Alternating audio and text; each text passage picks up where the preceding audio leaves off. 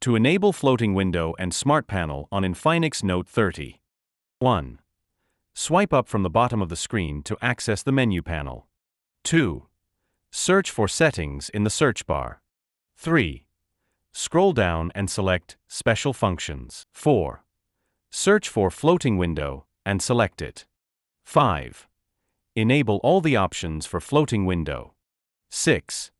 Go back to the previous menu. 7. Search for Smart Panel and select it. 8.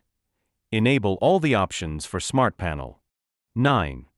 Go back to the home screen. 1. Pull the Smart Panel from the edge of the screen. 2. Tap on an app icon to open it in a floating window. 3. Resize or minimize the floating window as needed. With Smart Panel enabled, access it anywhere by pulling from the edge. With the Smart Panel feature, you can use up to 4 apps simultaneously in floating windows. Resize each window to suit your needs. Continue using apps in the background while multitasking. Enjoy seamless multitasking on your Infinix Note 30. Thanks for watching. Don't forget to subscribe to our channel. Hit the like button. Leave a comment below. Share your suggestions and feedback about this video.